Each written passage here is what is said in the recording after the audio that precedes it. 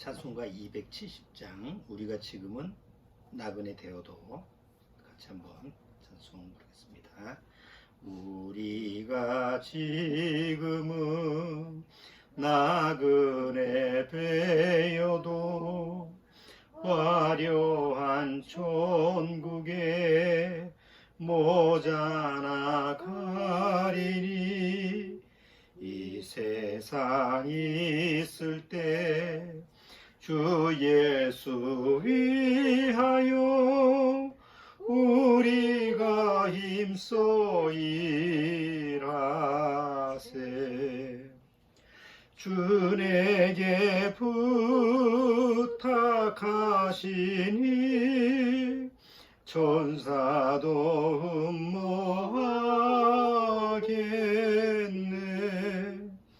화목해 하라시 구주의 말씀을 온 세상 널리 전하세.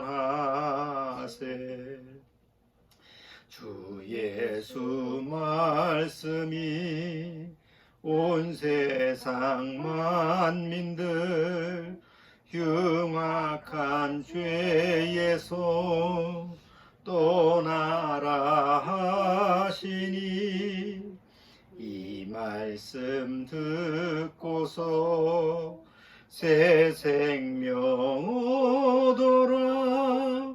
이 기쁜 소식 전하세.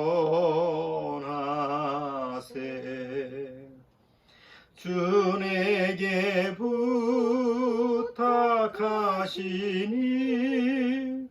천사도 흠모하겠네. 화목해 하라신 구주의 말씀을 온 세상 널리 전하세. 영생의 복락과 전국에 갈 길을 만 백성 알도록 나가서 전하세. 주 예수 말씀이 이 복음 전하라. 우리에게 부탁하셨네.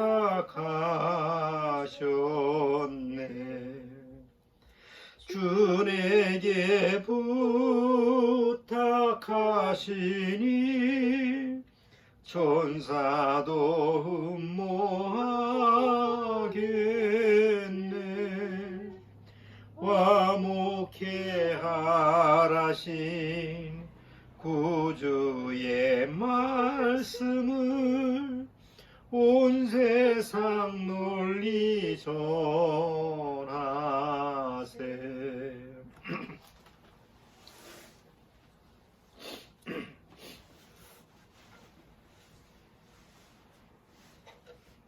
자, 오늘 본문 말씀 베드로전서 1장입니다. 베드로전서 1장 1절 2절.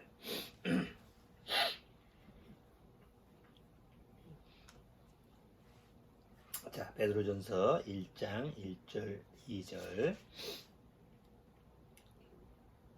읽어보도록 하죠. 예수 그리스도의 사도 베드로는 본도, 갈라디아, 갑보도기아, 아시아와 비두니아에 흩어진 나그네 곧 하나님 아버지의 미리 아심을 따라 성령의 거룩하게 하심으로 순종함과 예수 그리스도의 핏부림을 얻기 위하여 택하심을 입은 자들에게 편지하노니 은혜와 평강이 너희에게 더욱 많을지어다. 잠깐 기도드리고 말씀 같이 교제 나누도록 하겠습니다. 하나님 아버지 감사합니다. 오늘 베드로 사도가 그 베드로 서신에서 기록한 것처럼 참으로 구원받은 성도들은 이 세상에 어디에 살든지 하나님 앞에서 나그네의 삶을 살아가는 줄 압니다. 세상에서 나그네 인생이라는 것은 목적지도 없고 어떤 목표도 없고 그냥 방황하는 방랑자의 삶이지만 참으로 구원받은 성도는 확실한 천국의 소망을 가지고 확실한 그 목표가 있는 그 하늘을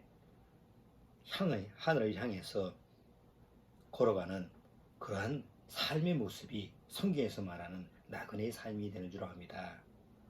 성경에서는 그 나그네의 삶이 어떤 삶이 되어야 되는지도 정확히 기록하셨습니다. 우리가 이 인생 나그네 길을 가면서 허무하게 아무것도 없이 태어났다가 아무것도 없이 그냥 사라져 버리는, 그리고 죽어서 지옥 가는 그런 비참한 나그네의 삶이 아니라 하나님이 약속하신 그 하늘의 소망을 가지고 천국의 소망을 가지고 늘 주님과 동행하는 그런 진짜 나그네의 삶이 사라질 수 있도록 주님께서 말씀으로 인도하여 주옵소서. 예수님의 이름으로 기도드리옵나이다. 아멘. 자, 오늘 우리가 같이 나누고 싶은 그런 내용의 말씀이 오늘 베드로전서 1장 1절에 나와 있는 그 베드로의 서신에서 구원받은 성도들, 여기 3절에 보면 곧 하나님 아버지 미리 아심을 따라 성령의 거룩하게 하심으로 순종함과 예수 그리스도의 핏부림을 얻기 위하여 택하심을 입은 자들에게 편지한다고 되는데, 그 사람들이 누구냐? 바로 흩어진 나그네, 이렇게 베드로가 표현을 하고 있어요. 그럼 여기서 나그네라고 하는 게 과연 뭘까? 이제 우리가 성경을 통해서 한번 그런 부분을 찾아보려고 하는데, 사도 베드로는 그 당시에 이제 본도, 갈라디아, 갑바도기아, 아시아, 비두니아에 이렇게 흩어져 있는 구원받은 성도들한테 편지를 썼어요. 근데 그 편지들을 쓰면서 보통 뭐 다른 서신서에 보면 나그네라고 하는 표현을 우리가 찾아볼 수가 없는데, 이제 사도 베드로는 이 표현을 썼어요. 굉장히 의미가 있죠. 물론 그 당시에 사도들은 각 지역에 이렇게 돌아다니면서 복음을 전하고, 또 구원받은 성도들이 모임 장소 각 가정마다 교회가 있었으니까 그 가정을 돌아다니면서 지금 얘기하면 이제 신방식으로 그렇게 이제 교제를 나누고 그렇게 했어요. 또 지역이 멀다 보니까 사도들이 어느 가정 교회에 찾아가면 거기서 이제 숙소를 제공하고 또 식사도 제공하고 그렇게 이제 다니는 그런 모습인데, 아마 베드로는 그런 부분에 대해서 구원받은 성도들의 삶이 하나님 앞에서 나그네의 삶이다, 이렇게 단어를 표현을 한 것으로 보여져요. 그런데 실제로 우리가 인생 살아가면서 세상에서도 인생을 빗대어서 얘기할 때 나그네 인생이다. 뭐 최희준 그 가수라고 하는 그 노래 하숙생이라고 하는 그 아주 오래된 옛날 노래 유명하죠. 그 가사에서도 인생은 나그네 길이다. 어디서 왔다가 어디로 가는지 모르는 그런 그 내용으로 담고 있어요. 시에서도 그렇고 보통 뭐 수필이나 이런 걸 쓸 때 인생을 나그네 인생이라고 이렇게 많이 표현을 하죠. 그런데 성경에서 말하는 나그네, 이 사도 베드로가 얘기하는 나그네라는 말하고 세상에서 얘기하는 나그네라는 말하고는 근본적으로 내용이 다르죠. 삶이 다른 거예요. 그래서 그런 부분을 오늘 같이 한번 살펴보려고 합니다.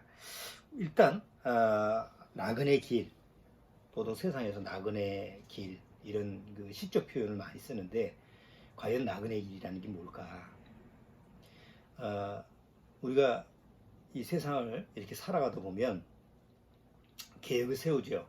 어렸을 때 뭐 하루의 계획도 세우고 한 달 계획도 세우고 또 뭐 1년 뭐 10년 뭐 이렇게 미래의 계획을 세우고, 또 우리 아이들 이제 집에서 가정에 내 자녀들이라든가 뭐 이런 학생들 가르치는 선생님들이 주로 말하는 것이 앞으로의 그 미래의 계획을 정확히 확실하게 정해야 된다. 이런 부분을 많이 이제 교육하고 있는데, 문제는 이제 그 계획대로 사라지는 삶이 없다는 거죠. 그 뭐 우리 인생을 한번 살펴보죠. 나도 그렇고 여러분도 그렇고 나름대로 어렸을 때 자기 꿈이 있을 거 아니에요. 나는 뭐 피아노를 배운 피아니스트가 되겠다. 나는 뭐 과학자가 되겠다. 어렸을 때 보면 꿈이 많지. 뭐 옛날에는 뭐 다 대통령 한다고 그러고 장군 한다고 그러고 옛날 시대 우리 때는 다 그게 아주 진짜 꿈인 줄 알고 그거 하나 말고는 다른 건 없었었는데 요즘은 뭐 시대가 바뀌어 가지고 다 직업군이 다양하더라고요. 아이들이 뭐 나는 뭐 어떤 기술자 또 뭐 나는 뭐 컴퓨터 뭐 이렇게 해서 세부별로 그런 꿈을 많이 계획을 세우더라고요. 근데 어쨌든 자기가 인생의 계획을 세우면 그 계획대로 딱딱이 이루어지는 사람은 아무도 없을 거예요. 물론 뭐 어떤 사람은 뭐 대통령이 꿈이었는데 대통령까지 하는 사람도 있고 또 어떤 사람은 또 자기가 과학자의 꿈이 있는데 실제로 과학자가 되기도 하고 뭐 예술 피아니스트가 되기도 하고 그런 소수의 사람이 있죠. 뭐 그렇게 해서 성공하는 사람들 경우. 그지만 대부분의 경우에는 사실은 자기 인생이 계획대로 이루어지질 않아요. 그래서 이제 실패하고 좌절하고 뭐 인생 뒤돌아보면 또 자기가 원하는 꿈하고 전혀 다른 삶을 살고 있는 경우 뭐 이런 게 이제 보통 우리 인생들인데 왜 인생에는 그렇게 자기가 원하는 대로 계획대로 딱딱 되어지는 게 없을까? 우리 성경에서 잠언서 한번 찾아볼게요. 잠언서 16장.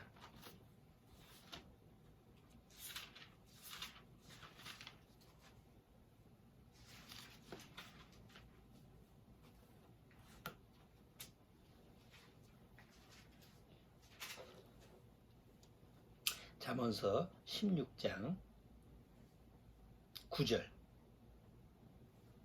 잠언서 16장 9절. 자, 9절 같이 읽어보죠.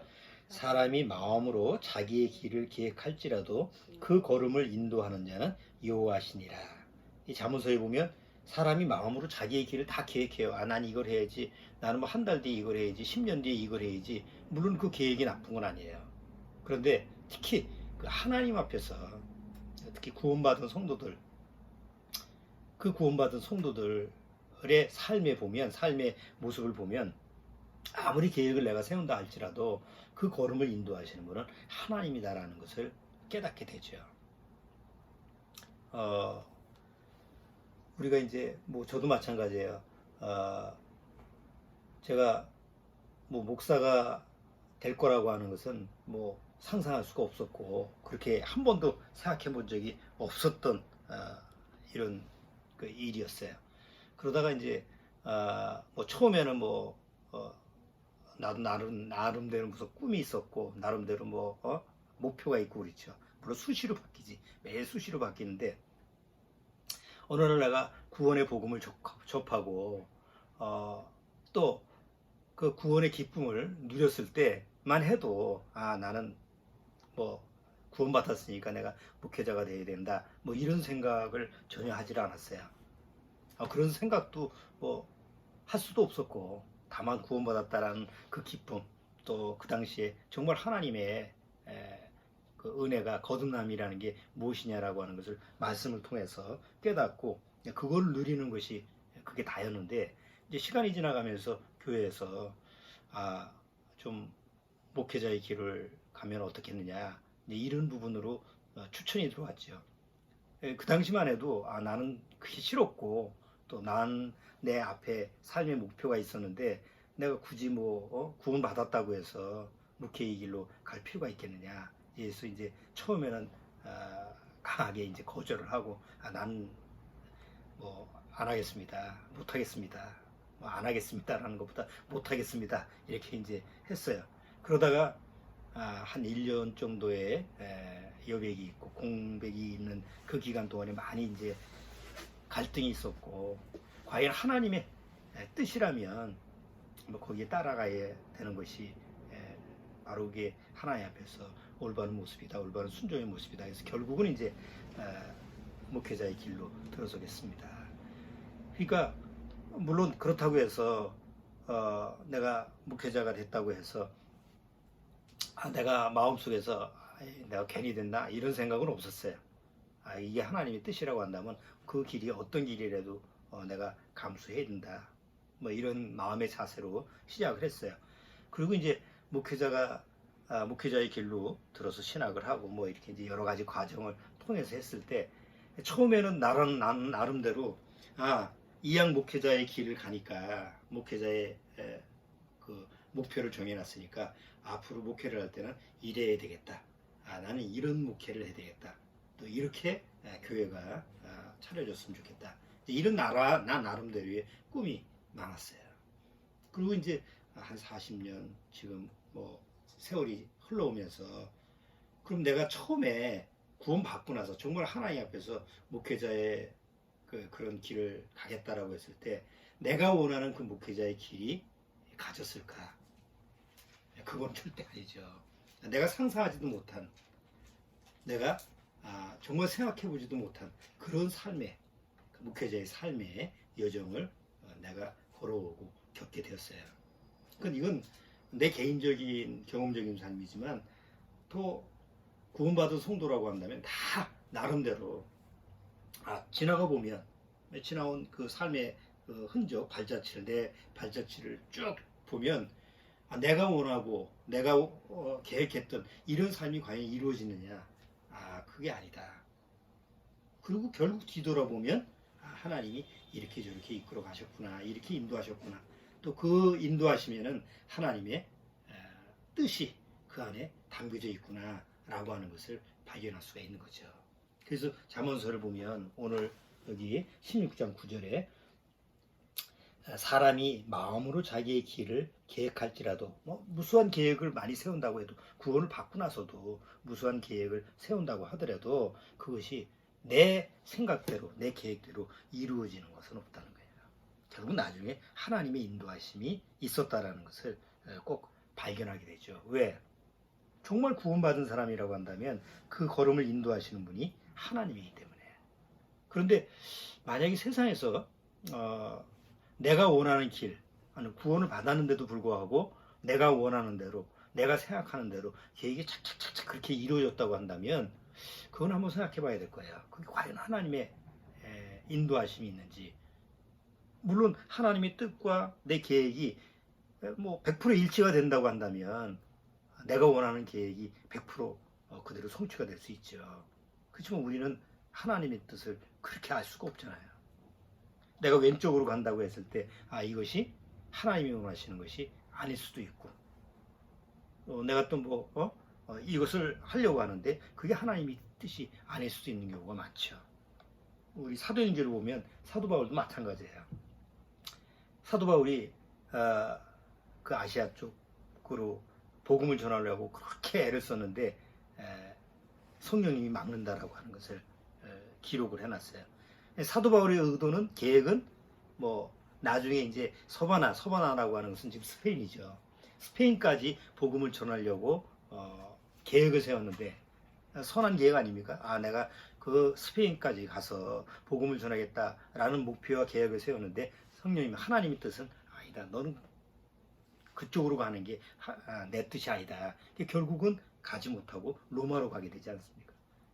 그러니까 구원 받고 나서 내가 하나님 앞에서 선한 뜻을 가지고 있다 하더라도 그 선한 뜻이 다 하나님의 뜻하고 일치가 되는 게 아니에요. 그리고 우리는 좀 애석하게도 그것을 미리미리 알 수 있는 게 아니고 실패를 통해서 결국은 내가 계획을 했는데 그것이 실패를 했을 때 그것을 다시 한번 뒤돌아보면 그게 하나님의 뜻이 아니었구나 라는 것을 발견할 때가 너무 많다는 거죠. 그런 것을 잘못 오해를 하고 그것을 교묘하게 이용을 하면 그냥 자기가 세운 계획, 자기가 이렇게 목표를 설정하면 이게 하나님의 뜻이라고 막 우기면 그야말로 진짜 이단이 되는 거죠. 목회자가 자기가 뜻을 정해놓고 이게 하나님의 뜻이다 이렇게 해놓으면 그 목회자를 따라가는 그 교인들, 그 성도들은 다 그게 하나님의 뜻인 줄 알고 또 착각을 할 거 아니에요. 자기만 속는 게 아니고 남들까지 다 속이는 이런 위험한 모습을 초래할 수 있는 게 그게 또 목회자의 그런 모습인 것 같아요. 자, 19장도, 잠언서 19장도 한번 보시죠. 잠언서 19장.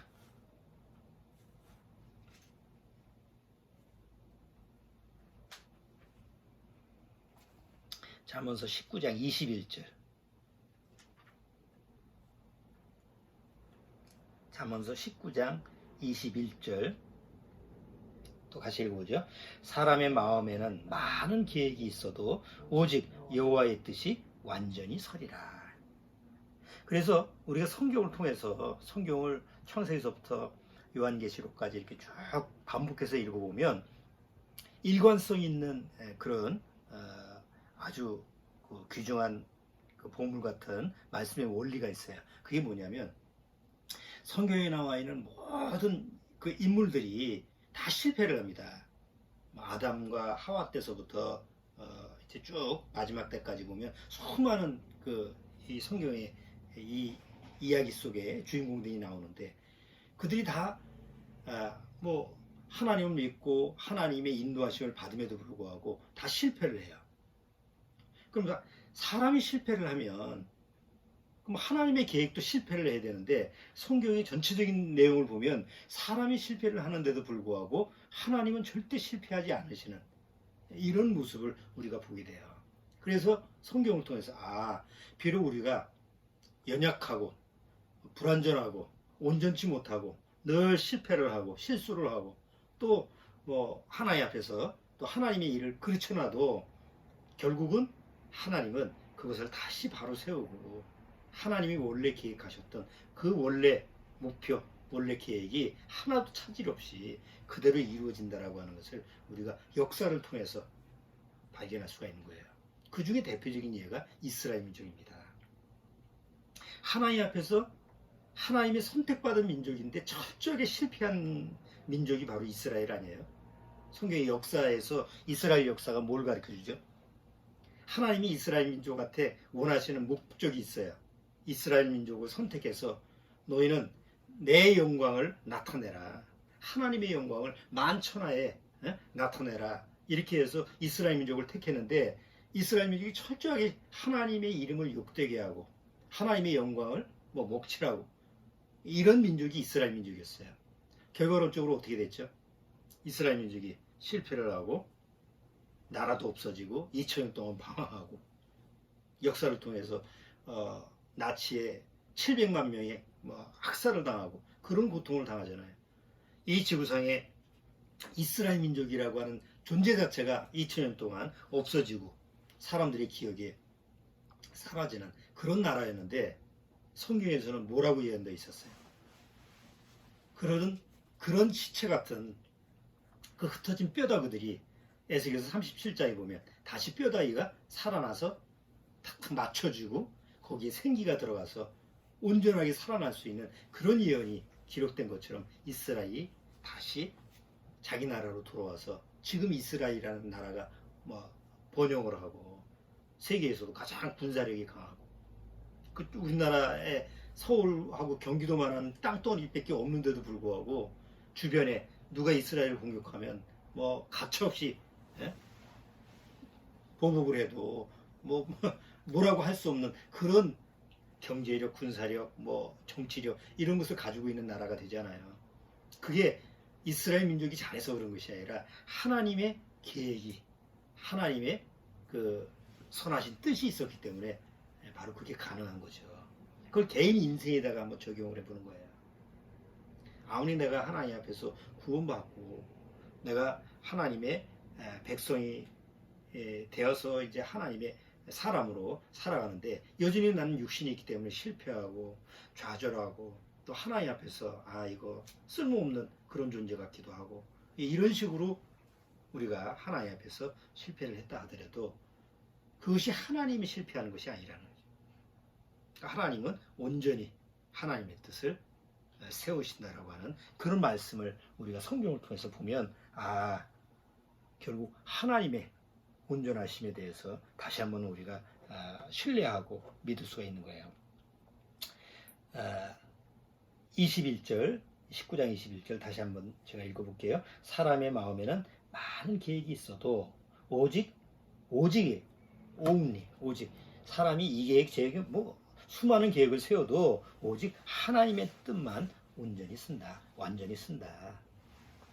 이렇게 우리가 성경을 통해서 확증할 수가 있는 거예요.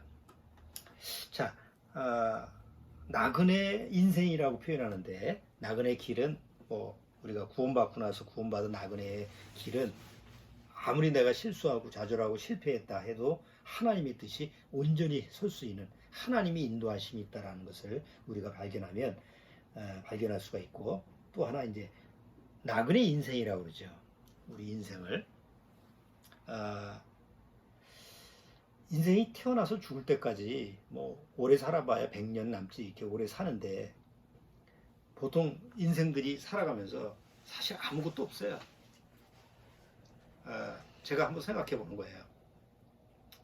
60년 살았는데 이제 60년 넘게 살았는데 과연 뒤돌아보면 내가 하나님 앞에 구원받은 거 빼고 뭐가 남은 게 있을까? 구원을 빼면 하나님 앞에서 하나님 앞에서 뿐만 아니라 그냥 나 자신 스스로도 뭐가 남는 게 있을까? 사실 아무것도 없어요. 우리가 개개인적으로 뭐 60년 이렇게 뒤돌아보면 그냥 곰곰이 생각해 보면 내가 내 죄의 삶, 죄 지은 삶, 내 안에 그 연약함, 내 안에 뭐 여러 가지 하나님 앞에서의 추악한 면, 이런 부분이 문득문득 이렇게 솟아나오죠. 그러니까 죄의 삶이 60년의 삶의 본보기예요. 그런 가운데 속에서도 내가 하나님을 알고 구원받고 나서 거듭난 이후에 이렇게 살아가는 그런 가장 핵심적인 중요한 삶이 그곳이 싹 빠져버리면 아무것도 아니라는 거지. 그러니까 되게 거듭나지 않은 못한 사람들이 자기 인생을 뒤돌아보면 허무하고 허전하고 그 삶이 부질없고 이렇게 해서 막 그런 마음을 가지고 있는 이유가 뭐예요? 아무것도 남는 것이 없기 때문에 그래요. 사실 보잘것없는 거지.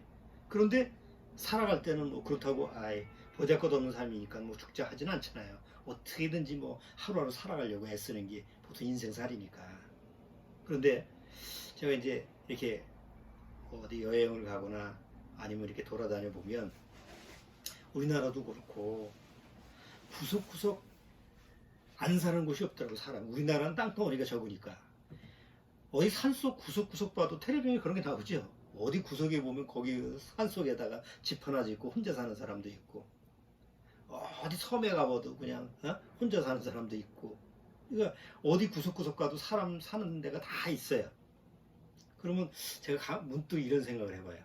마지막 하나님의 심판 때에 혹 살아남은 사람이 있을까? 마지막 이 세상을 심판한다고 해도 구석구석 어디 처박혀서 사는 사람들이 있는지도 모르는데 그런 사람들 중에서 혹 그냥 얽김에 이렇게 살아남은 사람이 있을까? 이런 생각이 스쳐요. 그런데 요한계시록 보면 절대 그런 일이 있을 수가 없어요. 마지막 하나님의 심판 때에 그 심판하는 마지막 7년대 환란 때 한번 그 얘기를 잠깐 볼까요? 요한계시록 16장.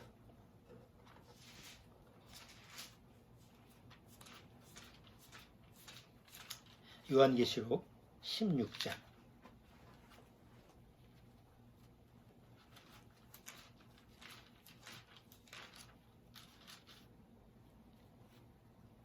마지막 7년대 환란 때, 마지막 7년대 환란에서 후 3년 반에 이제 마지막 하나님의 재앙인데 그 내용을 잠깐 한번 볼게요. 16장 1절서부터 제가 읽어볼게요.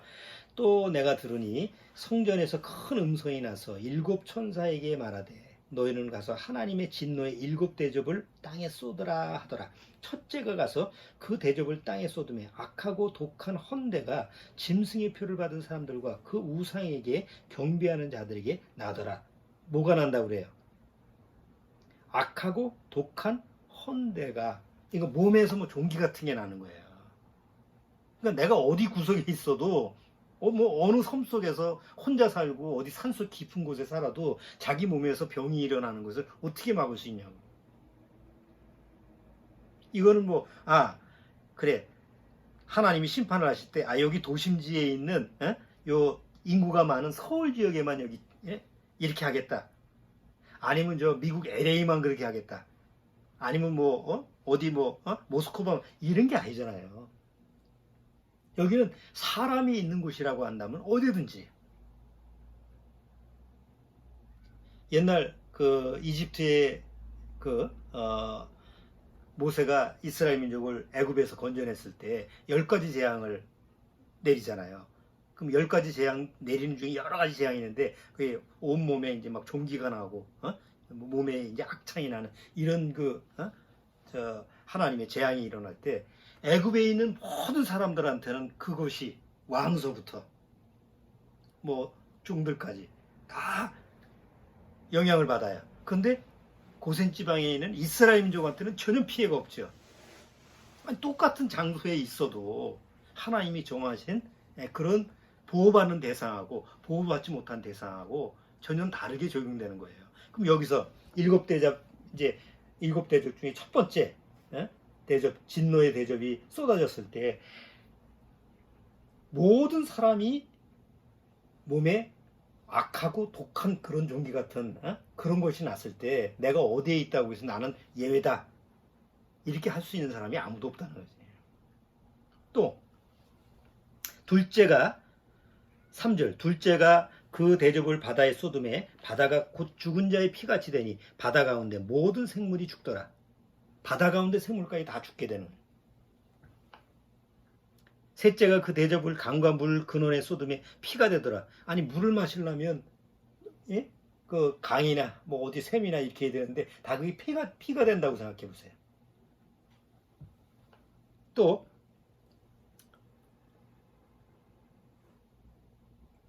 8절 넷째가 그 대접을 해에 쏟음에 해가 권세를 받아 불로 사람들을 태우니 사람들이 크게 태움에 태워진지라. 해가 모든 사람을 태워.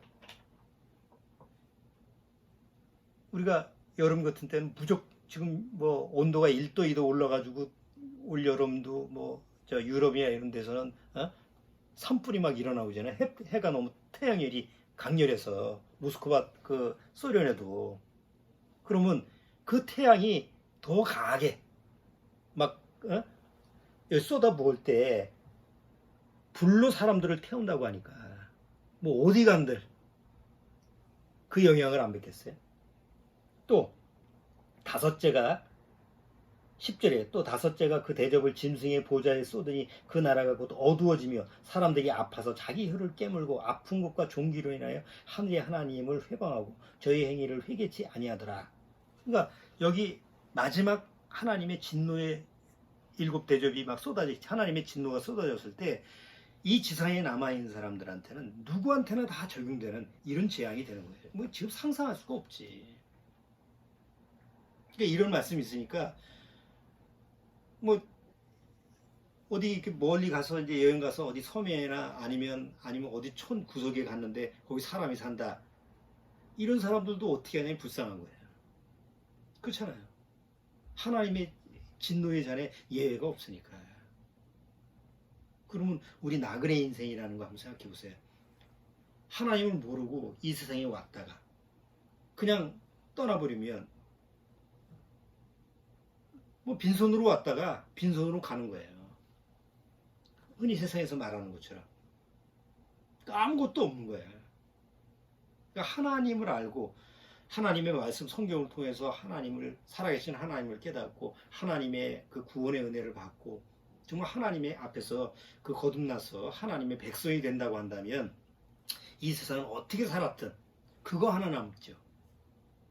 뭐 어떤 직업을 갖든 내가 이 세상에 어떻게 살았든 뭐 왕으로 살았든 아니면 노예 신분으로 옛날 시대 같으면 노예 신분으로 살았든 뭐 지금 같으면 부한자든 아니면 가난한 자든 관계없이 그거는 세상에 나그네 삶을 살아가면서 그냥 어떤 사람은 나그네로 살아가는데 좋은 옷을 입고 그냥 살 수도 있고 어떤 사람은 뭐 가난하니까 허름한 옷을 입고 하루에 3끼 먹고 나그네 인생을 사는 사람도 있지만 하루에 한 끼도 못 먹고 그냥 인생 살아가는 사람 많아요.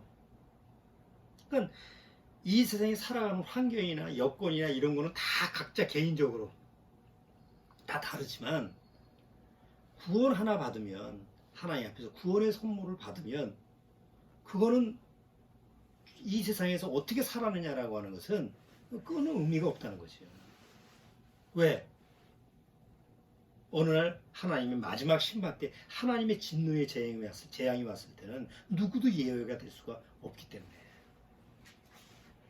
그렇기 때문에 지금 이 마지막 때에 뭐 마지막 7년대 환란이 시작된다라고 하면 이제 하나님의 진노의 잔이 쏟아부어지는데, 그때는 내가 하나님 앞에서 구원받지 못했다고 한다면 그거는 뭐 정말 저주받는 것보다 더 고통스러운 그런 인생살이가 되는 거예요.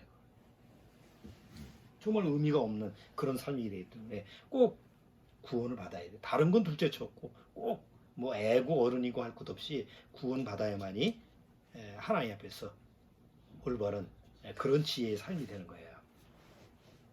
자, 이제 마지막으로 한번, 그런 구원받은 이후에 이 사도 베드로가 얘기하는 너희들은 나그네다. 우리 베드로전서 1장 1절을 봤는데 또 베드로전서 3장을 한번 볼까요?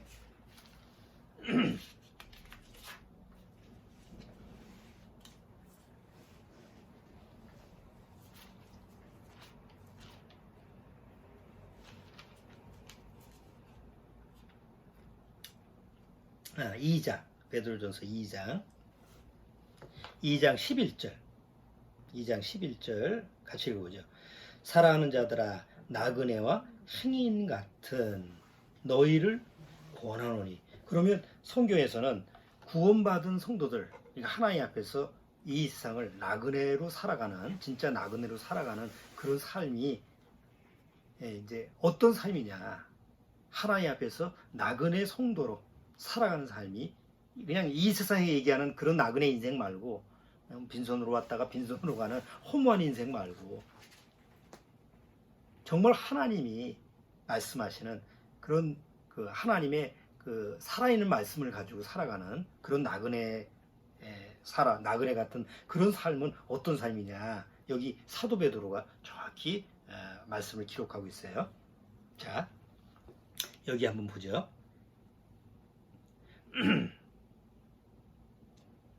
11절서부터 사랑하는 자들아, 나그네와 행인 같은 너희를, 구원받은 사람들한테 하는 얘기하죠. 고난하노니 영혼을 거스려 싸우는 육체의 정욕을 제어하라. 영혼을 거스려 싸우는 육체의 정욕을 제어하라는 거예요. 구원받지 못한 인생들은 다 육체의 정욕만을 위해서 살죠. 육체의 정욕이 뭐예요? 육신의 정욕, 안목의 정욕, 이생의 자랑. 내가 육체가 원하는 삶. 그냥 세상에서 무엇을 먹을까, 무엇을 마실까, 무엇을 입을까, 그거 하나. 뭐 다른 거 없어요. 인생 사람. 요새 젊은 사람들이 그렇잖아. 옛날에는 뭐 돈 벌어가지고 뭐 집 하나 사고 뭐 가정을 꾸미고 이렇게 해야 되는데, 요즘은 젊은 세대가 그런 가치관이 아니잖아요. 돈이 있으면 그냥 오늘 먹고 오늘 취하고 오늘 살다가 죽을 것처럼 그렇게 살아가는 게 요즘 젊은 세대의 그 뭐 일종의 가치관이죠. 마지막 세대의 그런 모습들인데, 여기 구원받은 성도라고 한다면 그런 세상 인생들이 부질없이 사는 그런 육체의 정욕대로 살아가는 게 아니라 오히려 육체의 정욕을 제어하라는 게 뭐예요? 통제하라는 거예요. 육체의 정욕을 어떻게 통제할 수 있어요? 바로 하나님의 말씀으로 통제할 수 있어요. 이건 스스로 의지로 안 되는 거죠. 육체의 정욕을 내 안에서 원하는 욕심, 내가 원하는 어떤 욕구, 이런 부분을 의지로 이렇게 막아지지가 않잖아요. 우리가 뉴스에서 매년 보는 거잖아요. 아이고, 외형적으로 보면 아주 선마 있고, 뭐 사람들이 칭찬을 하고, 뭐 이런 정치인들이나 이런 뭐 교수들이나 아니면 세상에서 좀 다른 사람들 우러러보는 사람들이 어느 날 뭐 성추문에 뉴스에 나오고 그것 때문에 자살을 하고, 그럼 그 배면에 한번 보세요. 그 사람들이 그런 내용을 몰라서 이런 일을 하면 안 되는데 그걸 몰라서 그걸 못했나요? 절제가 안 되는 거예요. 육체의 어떤 조경이 나왔을 때 그것을 억제를 못하는 거예요. 근데 구원받은 성도는 하나님의 통제할 수 있는 말씀이 있기 때문에 그게 가능한 거죠. 그래서 사도 베드로가 얘기하는 너희가 나그네 행인 같은 너희를 권하노니 영혼을 거스려 싸우는 육체의 정욕을 제어하라. 너희가 이방인 중에서 행실을 선하게 가져 너희를 악해한다고 비방하는 자들로 하여금 너희 선한 일을 보고 권고하시는 날에 하나님의 영광을 돌리게 하려 함이라. 결국 하나님 앞에서 나그네 인생이라는 것은 어떤 인생이냐? 하나님의 영광을 나타내는 삶이라는 거예요. 뭐 하나님의 영광을 나타낸다고 해서 길거리 다니면서 뭐 전도지 돌리고 휴지 주고 이런 게 아니라 내 개인의 삶이 하나님과 동행하는 삶, 하나님 말씀과 더불어 사는 그 삶이 묵묵히 이루어졌을 때 주변에 거듭나지 못한 사람이 봤을 때는 자기가 비교가 되잖아요. 세상 사람들은 그냥 세상만 향해서 세상 정욕만을 위해서 그냥 쫓아다니는 그런 삶인데 그냥 묵묵히 자기가 믿는 하나님만 섬기는 그런 모습을 지켜보면서 왜 저 사람은 나하고 다른 삶을 살지? 왜 저 사람은 나하고 다른 말을 하지? 왜 저 사람은 나하고 다른 생각을 하고 있지? 이렇게 이상하게 생각하면서 물어볼 수도 있다는 거예요. 그럴 때 이제 복음을 전할 수 있는 기회가 생기기도 해요. 물론 요즘 같은 경우는 그것마저도 아주 힘든 시대가 됐으니까 참 어려운 시대가 됐죠. 자, 여기 베드로전서 4장도 한번 보시죠.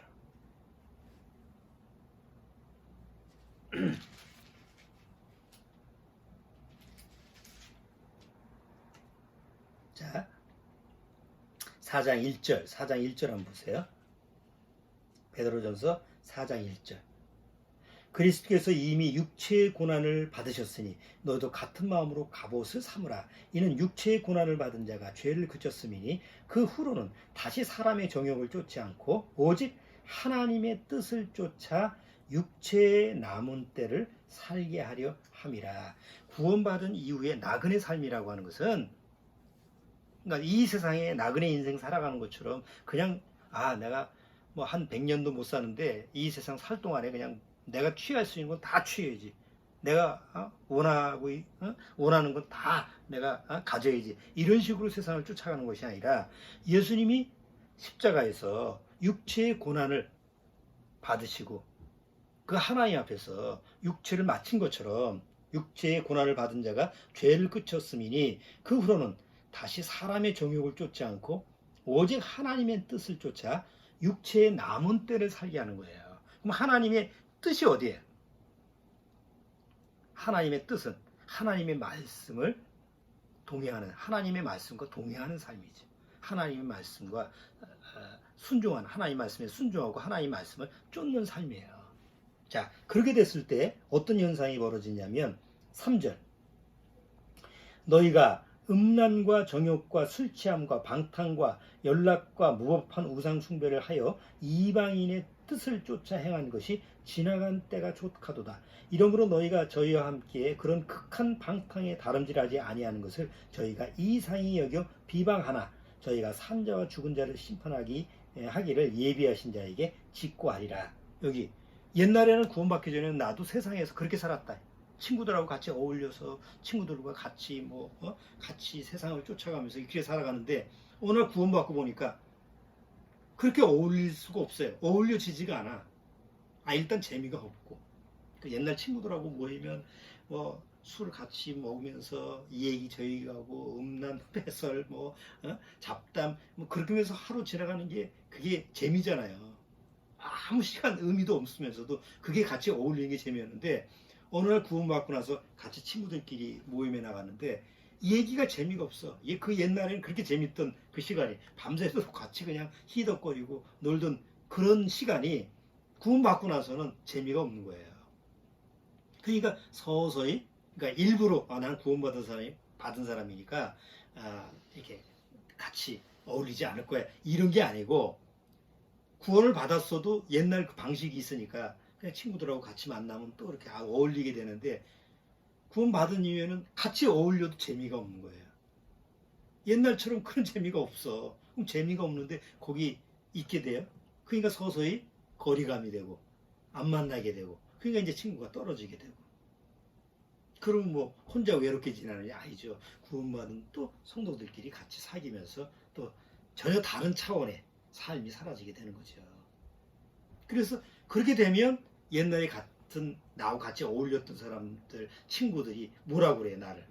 저거 이상해졌다. 뭐 교회에 빠졌다, 이단에 빠졌다, 뭐 이런 식으로 이제 비방을 하는 이런 얘기예요. 그러니까 구원받으면 그런 현상들 누구나 다 겪게 되죠. 그래도 구원받고 나서 하나님 앞에서 하나님이 원하시는 삶이 무엇이냐라는 걸 알기 때문에 그 길을 쫓아가는 거예요. 자, 그러면서 사도 바울은 7절에 한번 보죠. 7절 뭐라 그러죠? 만물의 마지막이 가까웠으니 그러므로 너희는 뭐하라고 했어요? 정신을 차리고 근신하여 기도하라. 이게 2000년 전에 기록된 거 아닙니까? 이때 사도 베드로가 이제 만물이 끝이, 마지막이 가까웠으니 이제 좀 정신을 차려라. 2000년 전에 이렇게 얘기를 했다고 한다면 지금 21세기에 2020년 이 세상 돌아가는 걸 보면 안 믿는 사람도 이제 때가 됐나 보다 이렇게 얘기를 해요. 그럼 더더욱 구원받은 성도라고 한다면 하나님 앞에서 진짜 이 마지막 때가 이 눈앞에 와 있다고 한다면 정신을 차려야지. 그냥 내 마음의 눈길을 세상만 쫓아가고 세상에 이루어지는 걸 가지고 막 안타까워하고 그거 가지고 부안해동하고 뭐 정신없이 그냥 그렇게 살지 말고 하나님 앞에 정신을 차리고 주님이 오실 날을 기다리고 준비하고 신부의 모습을 취하고 이런 모습으로 살아가는 것이 오늘 사도 베드로가 얘기하는 나그네, 각 지역에 흩어져 있지만 정말 하나님 앞에 택하심을 입고 하나님의 상속, 여기 한번 다시 한번 볼까요? 베드로전서 1장. 자, 1절. 예수 그리스도의 사도 베드로는 본도, 갈라디아, 갑바도기아, 아시아와 비두니아에 흩어진 나그네. 곧 누구냐? 나그네가 누구냐? 곧 하나님 아버지의 미리 하심을 따라 성령의 거룩하게 하심으로 순종함과 예수 그리스도의 핏부림을 얻기 위하여 택하심을 입은 자들에게 편지하되. 여기 세 가지가 있어요. 하나님의 미리 하심을 받은 자, 그 다음에 성령의 거룩하심으로 순종함을 가진 자, 또 하나는 여기서 핏부림을 얻기 위하여 택하심을 입은 자들. 이게 구원받은 성도, 하나님 앞에 나그네 성도의 기본적인 자격이에요.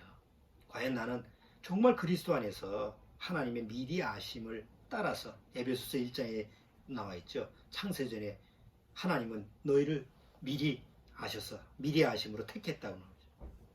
그리고 이제 너는 십자가에 너의 죄를 위해서 죽은 내 아들 예수 그리스도를 믿고 그 말씀을, 그 말을 순종해라. 그걸 순종함을 받아들였어요. 그리고 이제 그 이후에 여전히 또 우리는 육신의 죄가 있지만 늘 하나님의 말씀으로 말미암아 예수 그리스도의 보혈의 피의 능력인 말씀으로 말미암아 죄 씻음, 늘 그리스도 안에서 죄가 씻어지는 그런 능력을 입은 사람, 바로 그 사람이 뭐라고 그러는 거예요? 나그네라는 거예요. 제 내 닉네임이 나그네 59, 뭐 주로 그걸 구원받고 나서부터 썼어요. 나그네라고 하는 말이 그냥 세상에서 얘기하는 그냥 나그네 인생이구나 이게 아니고, 성경에서 얘기하는 하나님 앞에서 나그네라는 것은 아주 특별한 명칭이라는 거. 우리가 다 하나님 앞에서 나그네 인생이 아니라 나그네 성도라고 하는 거, 이런 부분을 다시 한번 우리 마음속에서 묵상하는 시간이 되었으면 좋겠습니다. 기도하겠습니다. 하나님 아버지, 감사합니다. 저 개인적인 삶을 돌아볼 때 지금까지 60년의 넓은 삶이, 그 넘은 삶이 하나님 앞에서 정말 나그네 인생이라는 것이 드러나고, 그것이 만약에 구원받지 못했다고 한다면 정말 하나님 앞에 처절하고 비참하고 아무것도 없는 형편없는 그런 나그네 인생이 될 뻔했는데, 하나님이 나를 미리 아심으로 창세전서부터 나를 택하시고 예수 그리스도를 통해서 그 십자가의 복음에 순종하게 하시고 그 보혈의 능력으로 말미암아 나의 모든 죄를 사하시고 과거 현재 미래의 죄까지도 다 예수 그리스도의 피로 말미암아 씻어주심으로 이제 진짜 하나님 앞에 나그네 성도로 살아가게 하신 줄 아옵니다. 비록 늘 연약하고 실패하고 실수가 많고 오히려 하나님의 영광을 가려우는 그런 모습을 취하지만, 그럼에도 불구하고 하나님의 뜻은 늘 온전히 나의 삶 속에서 세워지는 줄 믿습니다. 여기 우리 구원받은 가정교회 성도들 개인의 삶이 정말 하나님 앞에서 믿음으로 승리하는 그런 나그네 성도로 살아갈 수 있도록 주님께서 역사해 주옵소서. 그 환경이 어떠하든지, 그 삶이 어떠하든지, 그 처지가 어떠하든지 간에 늘 내가 사랑하는 주님의 역사하심이 나의 나그네 삶을 살아갈 때 늘 말씀이 역사해서 주님의 말씀이 하나님의 영광을 나타내는 그런 삶으로 이루어지도록 주님께서 우리의 삶을 주장해 주옵소서. 예수님의 이름으로 기도드리옵나이다. 아멘.